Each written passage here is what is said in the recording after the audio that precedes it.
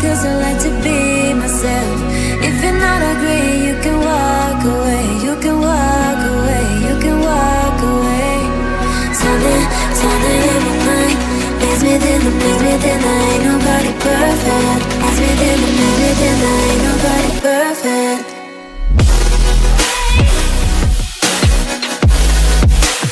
Ain't nobody perfect. I'm finally up and I'm trying to do some kind of face routine. I know you're seeing me with a cup, disposable cup, and this, so I'm trying to apply. First of all, welcome to my YouTube channel once again, and today I'm trying to take you on my face routine. It's not really a routine, but I do this anytime I get the chance to do it. So I'm going to be taking you on it, and then it's not too much. Today I'm just using turmeric powder. Yeah, this is turmeric, so I'm just using it, applying to my face. Turmeric is good for your face. It helps to smoothen, it helps to bring out the glow, it helps to do a whole lot of other things. Yeah, and today I'm going to be giving you the gist. Something that happened in my childhood. As you can see already, I'm sure exactly what brought you here. Yeah, my mom refused me to go to France. Can you imagine? Yeah, one of the perks of being an only child anyway. So let me apply this on my face, then I will go through the gist. So, hey, so and so this is what happened. So I think I remember from when I was 9, and I was pretty good in French. I think I was still in primary school by that time, and then my mom worked in like Ministry of Education where we are now. So there was this thing at that point, they give people scholarship and they like send people on excursion. I don't know about now, but that time it was pretty much better. So we got the cue that they were going to send some student and pupils and students who knew how to speak French to France for an excursion. And why not? It was another thing that my mom worked directly in the office, and it was also an advantage that obviously I knew French. At that point, I had even won something on, like, I'd won a certificate on best French. Like, it's funny how I don't even know it anymore, because I think after my primary school, I think we didn't really pursue it and all. And plus the trauma that it cost me. I don't know why I'm talking like this, but I think it's kind of affecting me. So it was so good. We came and we heard about it, and it was nice. I was like, oh, I was going to go to France. Everybody was excited. I was excited. You can imagine my excitement at 9 years. Like, oh God, I was going to go to France. And cool. So we started the preparation, went to my school. My proprietress at that point was really happy. My teacher, they even got the French teacher to sign some things. And this was like an all expense paid trip. It's not like it's the government that is taking care of it. As in, they get to do your own passport and your own visa and everything. And wow, it was a really good opportunity. My God. And at first, my mom was on board with it. Like, she was really happy. She was even the one that brought it out. But and then my dad too, he was really happy. At least in his mind, one of his children, in his mind at least, was going to have his own child there and all that. So he was pretty much pumped, and he decided that he was going to really help. So at that point, let's say I was 9, so that should be around 2004, I think so, 2005. I don't know anymore. But I think it's 15 years from now, from today, from this my current age. So if you can do the maths. Sorry, but this thing is kind of just oh my God.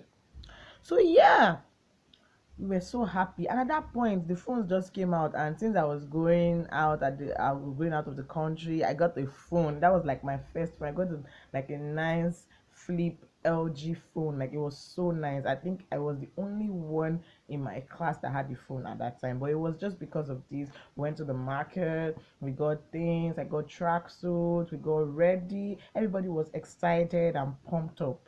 And then I think I didn't even know. I'd already started suspecting some things in my mom, because there's a way she behaves when somehow I'm like, let's go. She said, don't worry, everything's all taken care of. But when she says, don't worry, everything's all taken care of, there's something fishy. But I was not as wise as I am now. I don't think now she'll be able to pull that stunt on me. And then I went, I think some few weeks later, I went to my dad's office and he's like, you're still here. I was even looking for you on TV. I thought you were with them. Yeah. They had gone. I went to mom's office that day. I remember I was so angry. I went and then I asked her, "Is what I'm hearing true?" And she said, "Oh, I'm sorry." Blah, blah, blah. I stormed out. Imagine a 9-year-old child stormed out of the office, got on a bike, went straight to the house. Come and see, cry. Hey, the whole gist of the matter was that at the last minute, my mother changed her mind. She was influenced by one of her sisters. The sister told her, "Your only child, you want to put your only child on a plane and go." Especially, and funny enough, the fear was quite justifiable at that time because I think that time was the time of this Sosoliso airplane plane crash that we had just gone through that and everything. So that fear, and this my mother's sister, when she puts fear in your mind, I don't think even anybody actually would actually um overcome that kind of fear. So my mom, it was easy at that time. So your only child, your only egg. What if something happens? Will you ever forgive yourself? Blah blah blah blah blah. And that was how my mom now said, "Oh, it's true." I know, and that was how my mother decided I wasn't. But she didn't say anything. No, my mother is quite a drama queen. She just played along. She bought me the phone, went to the market, everything. I even made my hair. I made braids. Like I was ready to go to France, Paris. God, I will never forget that. Do you know it is even recently that we're talking about it? Then I had this little cousin. Then my little cousin, at that point, he wanted to tell me about it because according to them, they were showing them on TV, and my mom now forced him not to tell me. I don't know how she even like was able to convince him because that boy can talk and he would have told me because we were really close, but he didn't tell me. It was later on. They even said they were even looking because I was to be the smallest there. Like I was 9 years, so I was supposed to be interviewed. Oh my god, I should have been a celebrity. Oh, my mother has killed me, man. So yeah, it was sad. You know that next day when that thing happened, I felt terribly sick. Like I was admitted for the first time in the history of my 9 years life. At that time, I was admitted into the hospital because come to think about it, I was heartbroken. My God, such deceit, like such deceit. Do you know that recently my brother and I even said the brain is so fresh because my cousin said actually it was not just on TV that the Costa bus that took the children that wanted to take them to the airport at that point came to my house. It was at that my house front, and my mom, and my mom had told me to, any moment from now they'll be coming, so just go and sleep so that and everything. It was at that my house front they came. I was supposed to just like because I was just close to going, and my mom said, "Hey, God." God, my mother still regrets it. I think after that incident, I kind of got a free hand from them. My mother regretted it so bad because the people of obviously they came back looking good and happy. They had lots of experience. They even went with money. The government, you know how these things are. Everybody was sad. My school, my proprietress, she was angry. Everybody, my father was boiling mad, and me, I was traumatized. Like even now, talking about it alone, I cannot just help but I can still feel the pain I felt at that point. Like God. So tell me, what's the worst thing that a parent, or maybe the both of them, or just one? In my own, it's just my mom because my mom's a single mom, so it's just the both of us. So I have lots of experiences with her. I know, and this is a prelude video to another one because as from this video, you already know that I'm an only child to my mom and everything. So I'll be doing a video series on how it feels to be like an only child, and I'll be also doing something with my mom, like how it feels to raise an only child. So it's not going to be a prank this time, so when you see her, it's going to be for a proper video. But comment on the section, what is the worst thing that your parents, maybe either one of them or the both of them, have done to you, especially in your childhood, that you would never forget. Please tell me, let's rub by it. And if it were you, like what would you have done? Like I was traumatized. Kai, I would have been a celebrity now.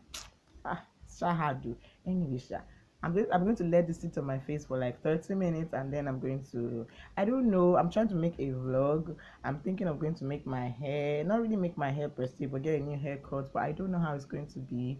But if it's going to be ending here or I'm going to continue with it. But I just wanted to let you in on this gist. So tell me, what's the worst thing they've done to you as a child? I would want to know. But before you go, please don't forget to subscribe, share. Please share my story. Oh, one of the perks of being an only child. I actually think that if I wasn't an only child, my mom would probably have let me go and everything. But as much as I actually I could understand her own sentiments, but my God, nah. Sometimes just fear just cripples you. I know. Sometimes just let go. Anyway, I'm gonna catch you later. See ya. Don't forget to subscribe, like, share, and turn on the notification bell so that you can know when I do my new videos.